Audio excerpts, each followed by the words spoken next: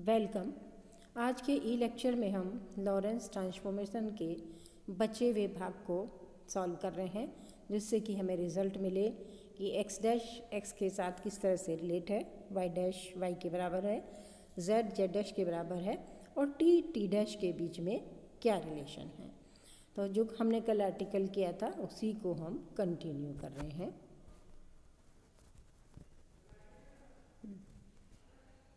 तो हमने कल इक्वेशन नंबर 5 के बारे में चर्चा की थी कि x डैश जो है alpha x plus beta T, y dash y के द्वारा, z डैश z के द्वारा और t dash gamma x plus delta T के द्वारा चेंज हो रहा है, इस वे में चेंज हो रहा है। तो हमें अब क्या चाहिए, हमने अल्फ़ा, बीटा, गामा और डेल्टा नियतांक इंट्रोड्यूस करे हैं, इनका मान ज्ञात करना हमारी पहली प्रायिकता है। हम जानते हैं कि निर्देश तंत्र S के सापेक्ष प्रेक्षक O डैश, जिसका x डैश बराबर 0 है, प्लस x दिशा के अनुदिश v वेग से गति कर रहा है। अतः x डैश बराबर 0 पर स्थित प्रेक्षक O डैश का s के सापेक्ष वेग dx बाई dt v के बराबर होगा। x डैश पर अगर कोई ऑब्जर्वर बैठा है तो कैसा महसूस करेगा? प्रेक्षक x बराबर 0 पर स्थित प्रेक्षक O डैश का s के सापेक्ष वेग कितना होगा? v के बराबर होगा। dx by dt is v के बराबर। x डैश बराबर 0 रखने पर हमारे पास इक्वेशन बनती है 0 बराबर alpha x plus beta T. इसे डिफरेंशिएट कर लीजिए। dx बाई dt बराबर माइनस बीटा अपॉन अल्फ़ा बराबर v के, क्योंकि dx बाई dt किसके बराबर है? v के बराबर है। तो क्या देखा? बीटा बराबर माइनस अल्फ़ा v के, एक अननोन हमारे पास था alpha, beta, gamma and delta. तो एक अननोन हमारा कम हुआ। अगर हमें अल्फ़ा पता होगा तो हमें बीटा पता हो जाएगा। तो बीटा और अल्फ़ा को रिलेट कर रहा है इक्वेशन नंबर 6।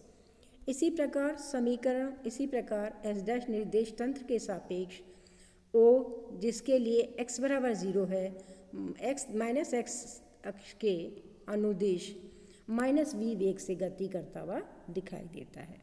इसीलिए x बराबर 0 पर ऑब्जर्वर O का वेग dx dash by dt dash बराबर v के। ऑब्जर्वर कहाँ है इस समय? एस डैश फ्रेम के अंदर। मैं चित्र से आपको और बताती हूँ। ये देखिए, जब हम इस एस फ्रेम से बात कर रहे हैं तो ये वाली फ्रेम आपको प्लस v वेलोसिटी से चलती हुई प्रतीत हो रही है, लेकिन जब हम एस डैश फ्रेम के विथ रेस्पेक्ट एस फ्रेम को देखेंगे तो वो माइनस v वेलोसिटी से चलती हुई ऑब्जर्व होगी।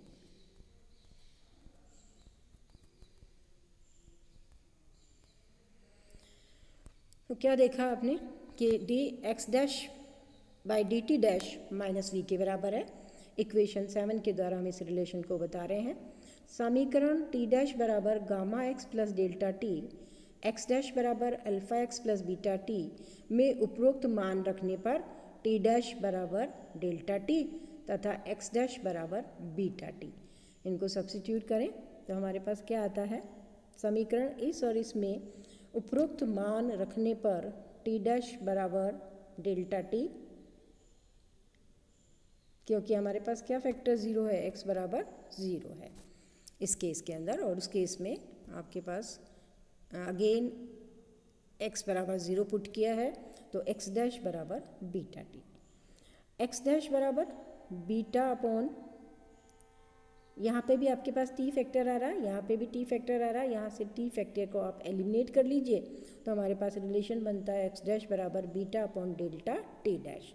बीटा की वैल्यू हम यहाँ पे निकाल चुके हैं, बीटा बराबर माइनस अल्फ़ा v के, यहाँ सब्स्टिट्यूट किया है तो ये बन गया आपके पास alpha v delta t dash with minus sign.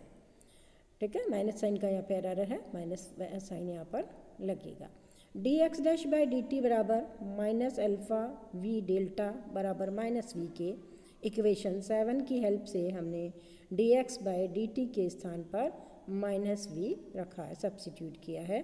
तो आपने देखा कि यहाँ से अल्फ़ा की वैल्यू हमारे पास आई अल्फ़ा बराबर डेल्टा के। तो एक और अननोन कम हुआ, इक्वेशन 8 के द्वारा अल्फ़ा बराबर डेल्टा हमने प्राप्त किया। समीकरण 6 तथा 8 को 5 में रखने पर रूपांतरण समीकरण निम्न हो जाएंगे। एक्स डैश बराबर alpha X minus we T, Y dash बराबर वाई, जेड डैश बराबर जेड, टी डैश बराबर gamma x plus alpha T equation 9 के द्वारा दिए जा रहे हैं।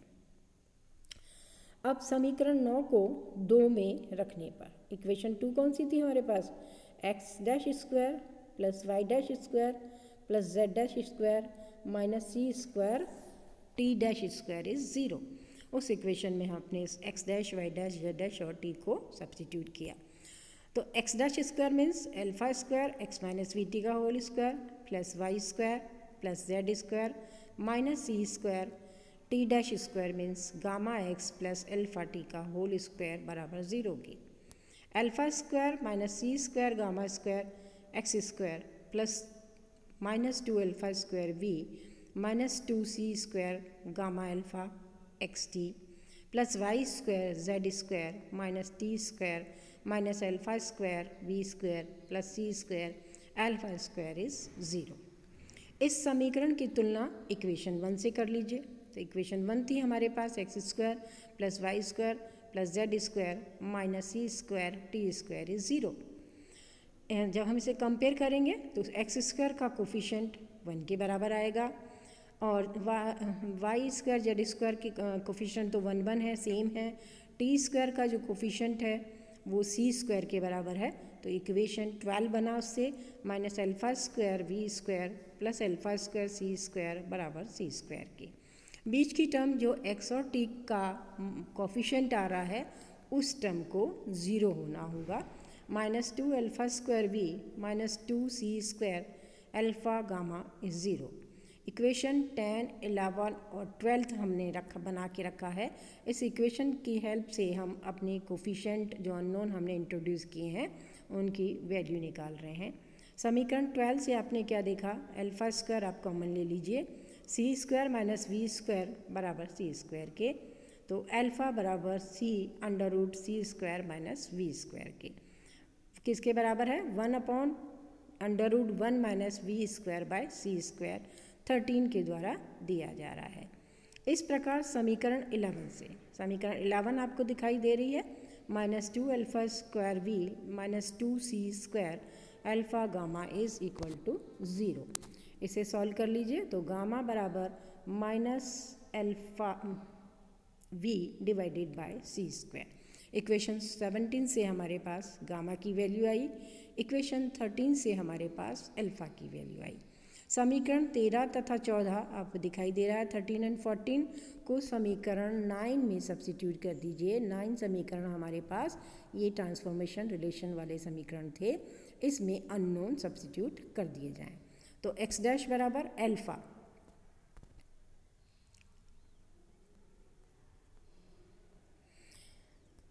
तो क्या आया, एक्स डैश बराबर alpha X minus we T, Y dash बराबर वाई के, जेड डैश बराबर जेड के एंड टी डैश बराबर alpha T minus V by C square X के।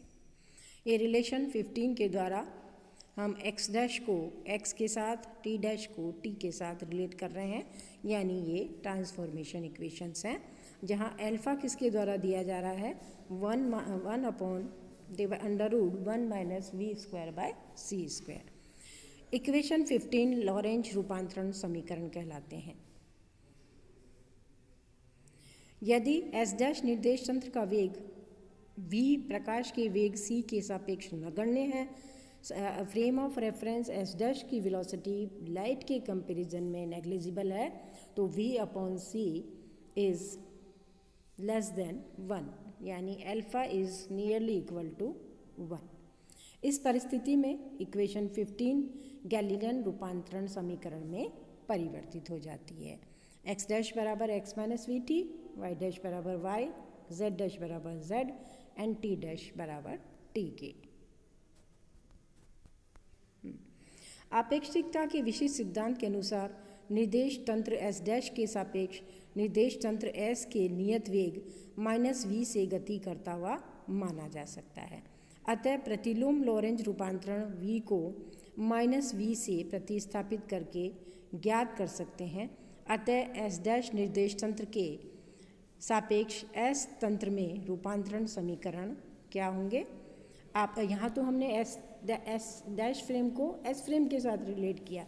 अगर हम इसका रिवर्ट चेंज करें, इन्वर्ट प्रतिलोम इसका, तो क्या रिलेशन आते हैं। एक्स बराबर alpha X dash plus V T dash, Y dash बराबर वाई, जेड डैश बराबर जेड एंड टी बराबर alpha T dash plus V X dash upon C square.